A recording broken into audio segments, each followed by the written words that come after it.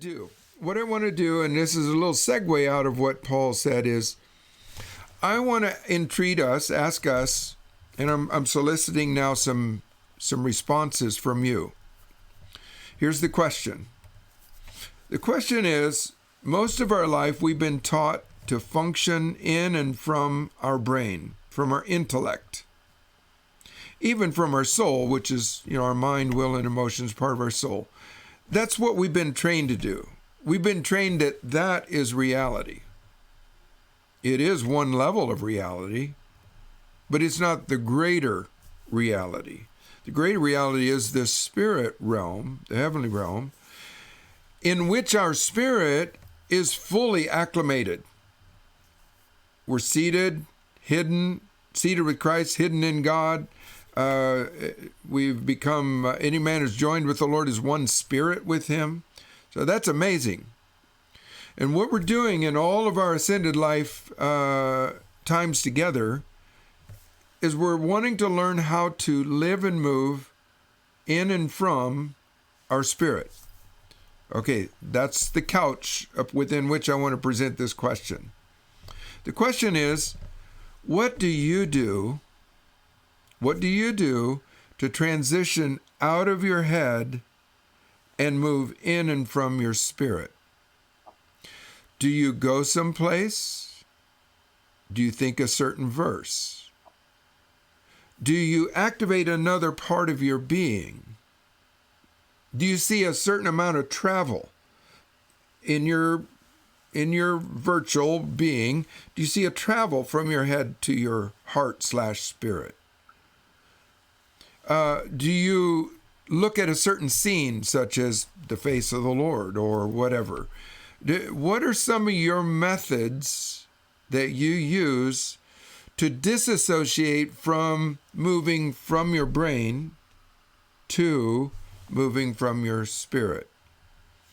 Now, you and I know first of all, where would this be appropriate?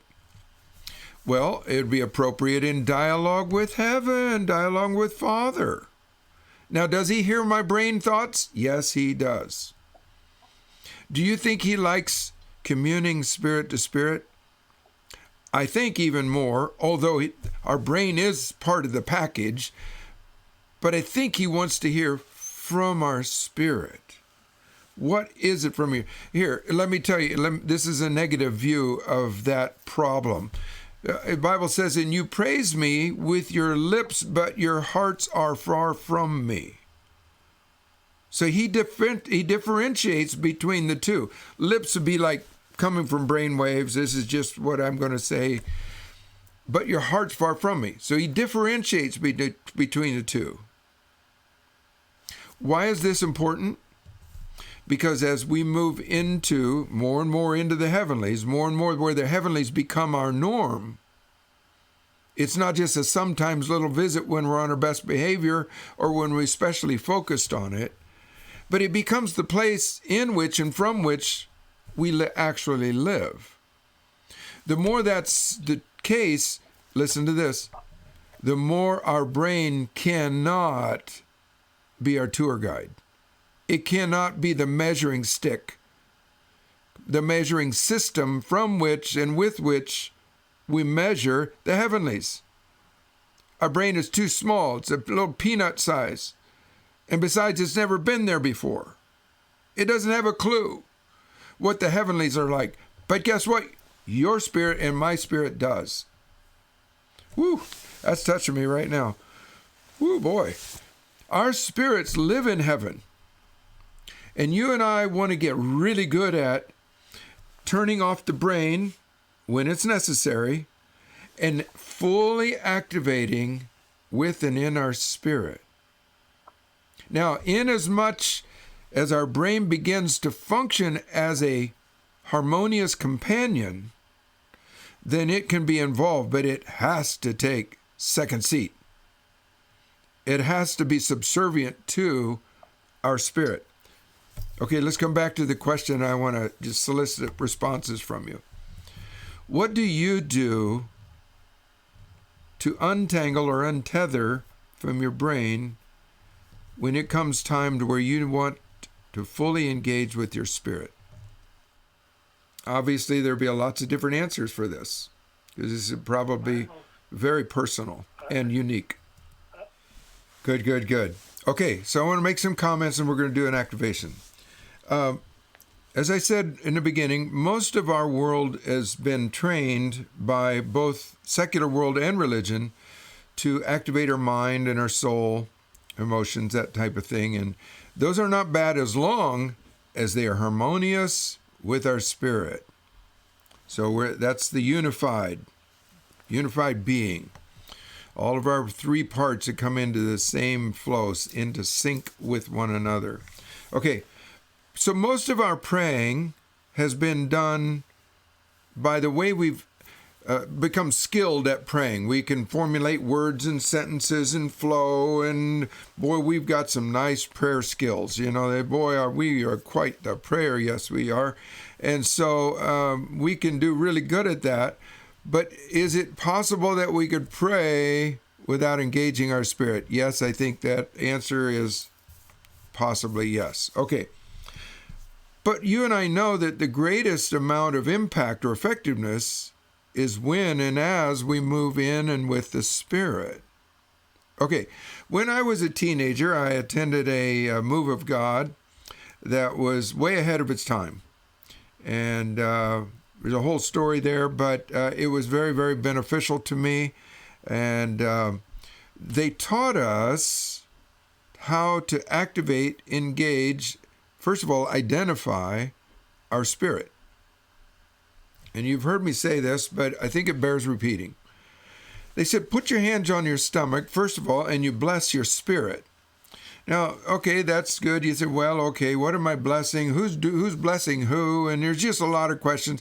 You have to work through that until your mind can be quiet, till your mind can just come at rest, and just begin encouraging your spirit. Now, your spirit doesn't really need encouraging.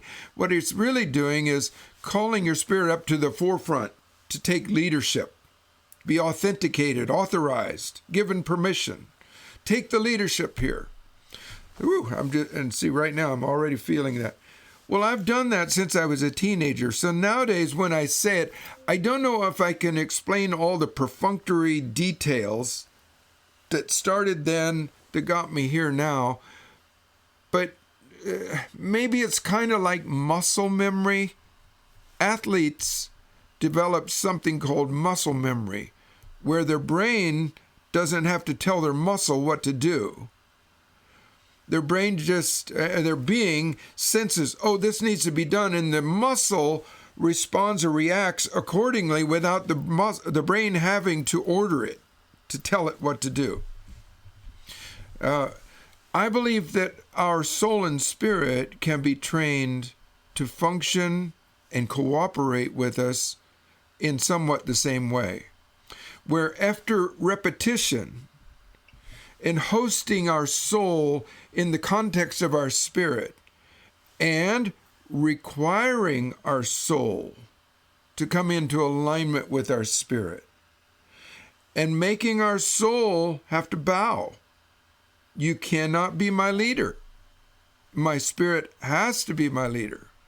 Okay, so I think we've got that in basic understanding.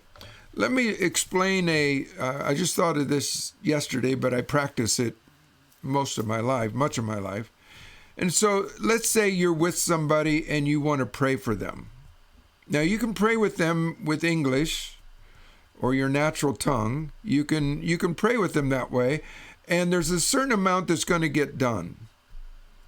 But by now you and I know that there are powerhouses of effectiveness that words just don't do justice, because the words are too laborious and too shallow, and they don't carry this mystical, powerful, unseen force that pushes through. And so many times I'll stand in front of somebody, or they'll come to ask for prayer, and I'll say, if I assess that they can handle this, I'll say, do you mind if I speak to your spirit? instead of my brain speaking to their brain, which will probably have, that much effectiveness, what if I spoke to their spirit and it had this much or this much, So I will ask permission, because why? Because when we go into their spirit, now, don't get real technical about this, because I'm sure we're still developing understanding on this, but when we go into their spirit atmosphere or the sphere of their spirit realm, you want to have permission. You don't violate anybody's autonomy. You'll get in trouble with God. The person may not mind, but you'll be in trouble with God, I believe. And so you must get their permission. And then sometimes I will go ahead and pray in English, speaking directly to their spirit, if I think that that's the limit that they can handle. But then I'll also, sometimes if I think they can handle more, I'll say, now just hold on just a minute, just be patient. This is going deeper. And so without words, I'm imparting or speaking or declaring. You say, Mark, what are you imparting or declaring? Well, the interesting thing is, I don't know in detail. I only know, as Paul referred to earlier, the packet or package, the essence of what I feel like the Spirit of God through my spirit is going to deposit in their spirit. You say, Mark, how do you do that? Okay, now this is the subjective part, and a part I don't think I can really do probably justice to, but look at me just a second.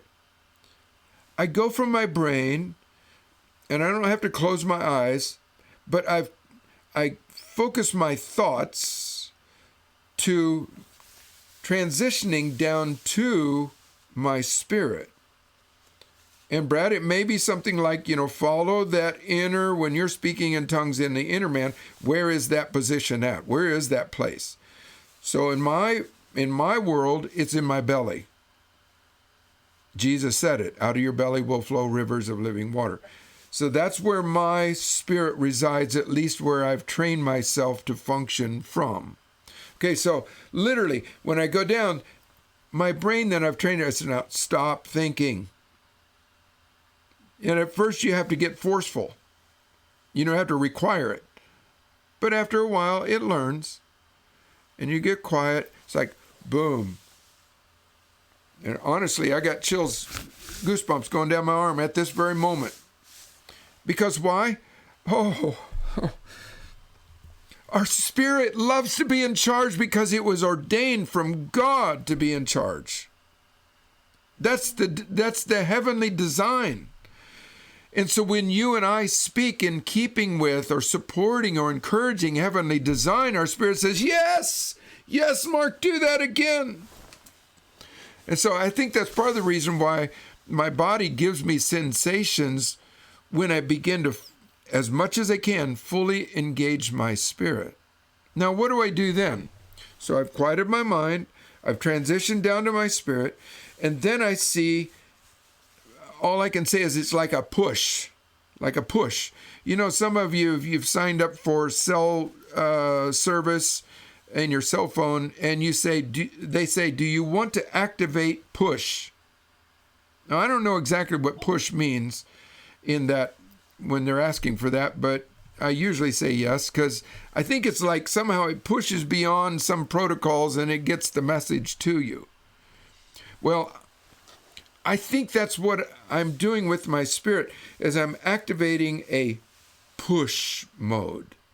So out of my spirit flows this package or packet with substance and essence that I don't have to have cognitive understanding of the details.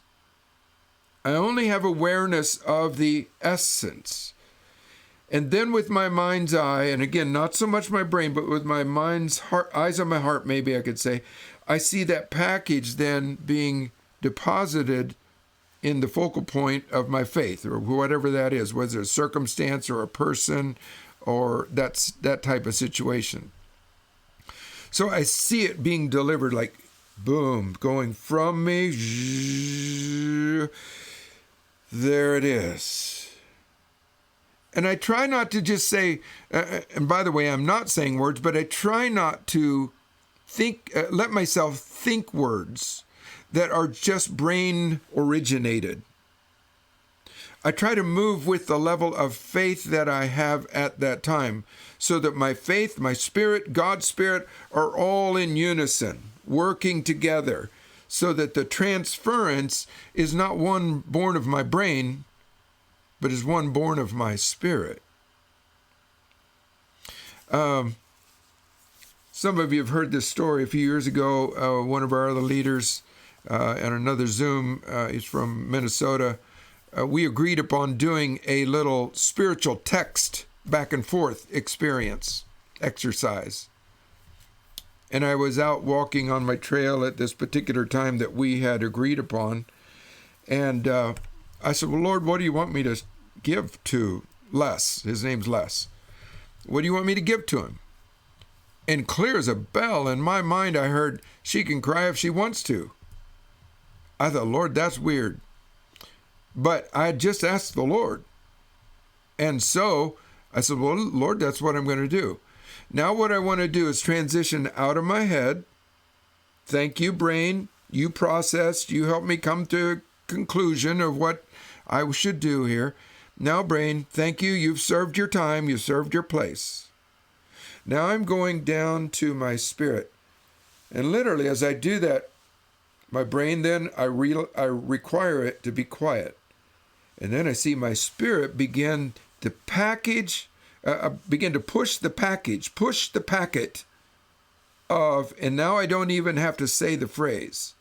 It's whatever God intended with that phrase. Here we go, Spirit. Here we go. Gathering up our loins, gird up your loins. So I'm girding up my spirit. Here we go. Push. Now, the interesting thing is, it's a great story. If you want to know more of the story, go to my blog and just type in the search window. It says, and type in, cry. She can cry if she wants to. It's a great story and really cool. But anyway, what I'd like us to do, excuse me, I'd like us to do 2 levels of an activation. The first level is we're going to do a push to our Father God. Now, honestly, this is not necessary because he's already residing in us. But I'm starting with the easy thing first, and then we'll do something maybe a little more fun. Okay? And that maybe wasn't the best term to use, because this one's fun too. But okay, so let's go to our Father. Now he's inside, or maybe he's in your wooded setting like Paul Bell is, or maybe he's on a throne.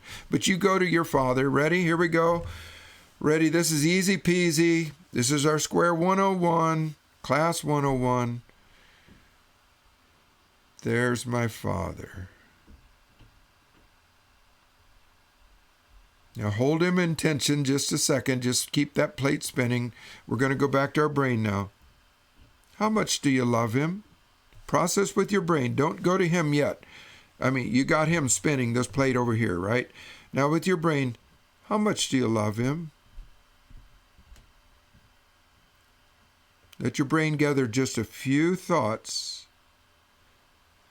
Now, settle down into your spirit and feel the package called love, or the package called adoration, or the package called affection. Whew. Okay, that one's there for me. Now that resides in your spirit. Now you got Father. You kept him in play, in motion out here. Ready? Now with your eyes, you've seen him. He's right here now with us in this context, whether he's standing before you or inside you. This is all very personal. I want you to take that package of affection, adoration, or love. I want you to gather it up. Gird up your loins. Gird up your spirit. And we're going to do a push. Ready? We're going to push this package or this packet of love. Here we go, Father. Whoa. Oh, gosh. I'm just feeling that down my arms, down my legs. Now see that package that's going across the space, which, by the way, this is not true because there's no space between us and him, but just for our humanness. And that package now is being deposited in his heart, in his mind, in his spirit.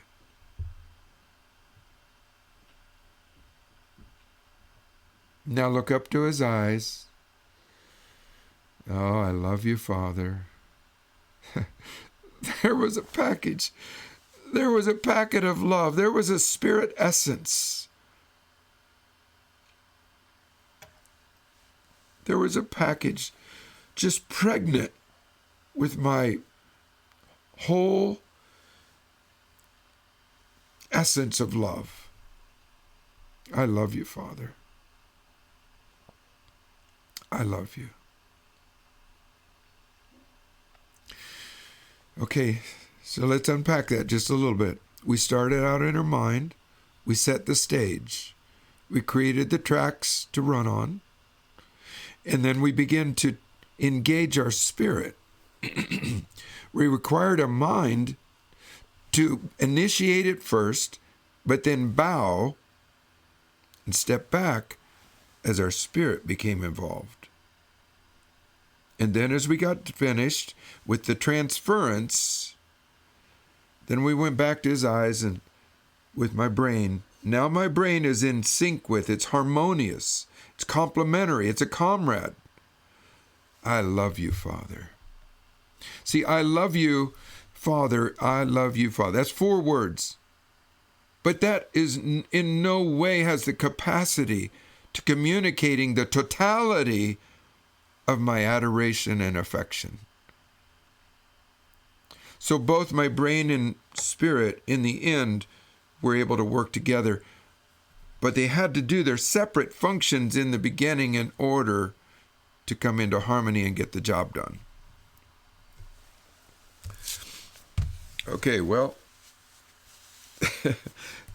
that one took me there. How'd you do? We're going to do one level more, and this is going to be kind of a fun one. Wow. Thank you, Father. Okay, so that one was with a transference of spirit substance to our Father. Now let's do one. Look at your friends here.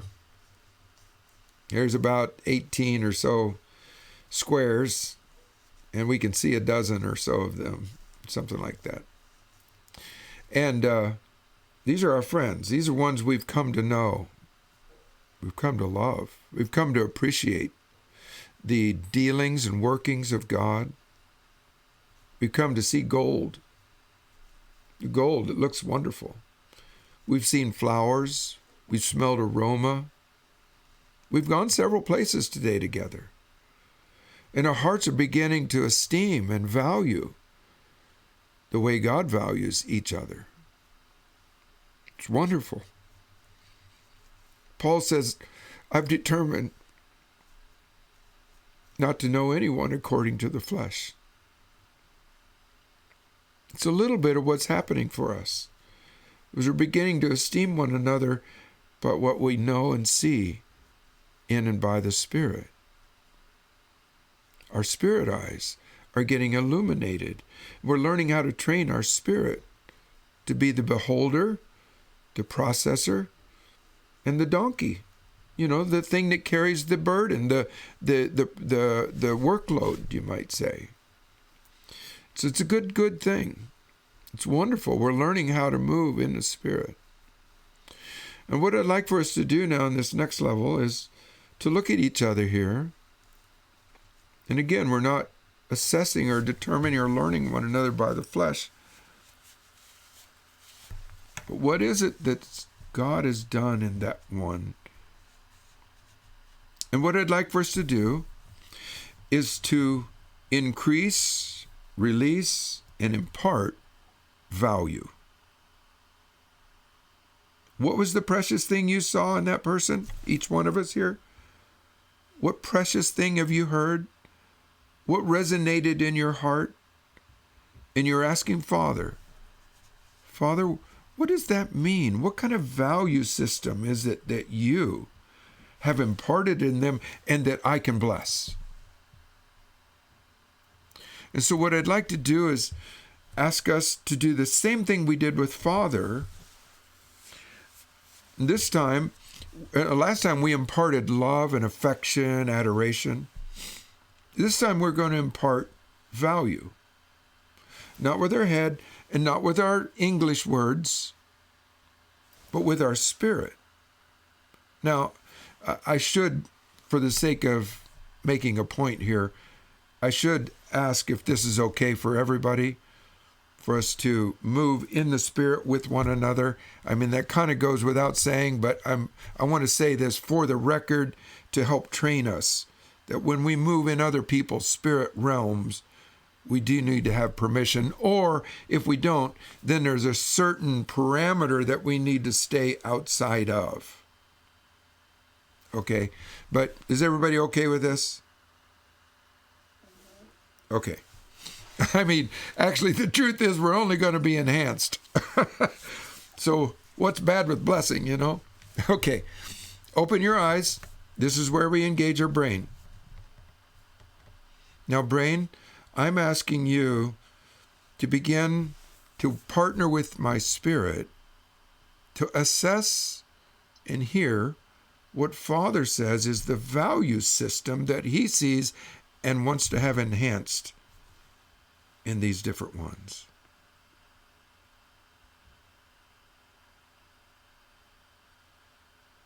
Take 10 seconds. You dialogue with your spirit and God.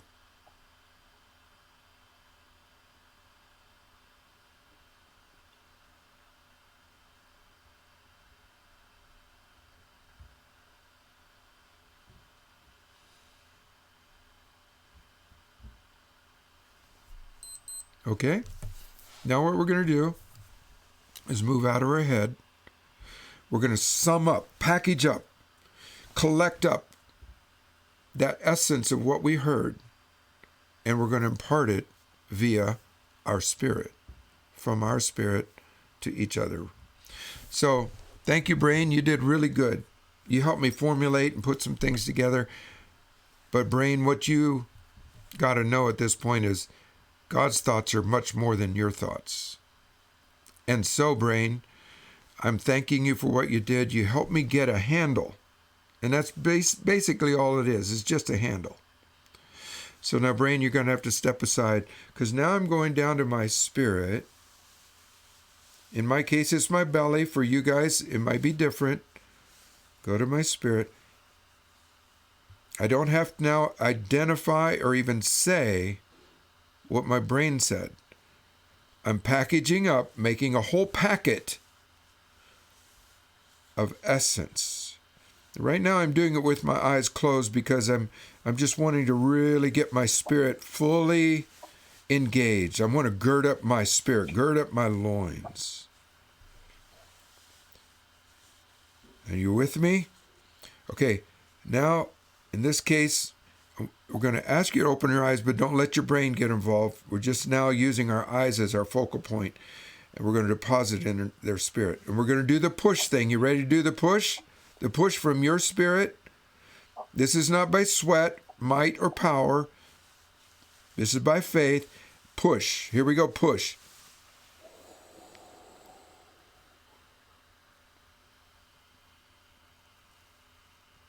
Stay engaged with your faith and your spirit all the way. Let the package go all the way to its destination.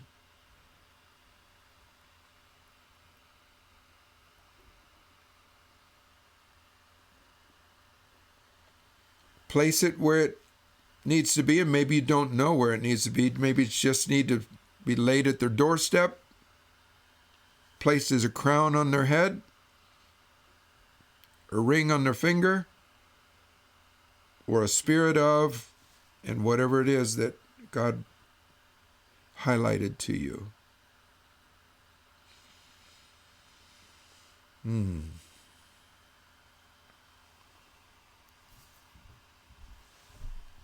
Now, I wouldn't be a bit surprised, I'm speaking from my personal experience here, that you had some feelings, some bodily or at least soul experiences that came from one of two things.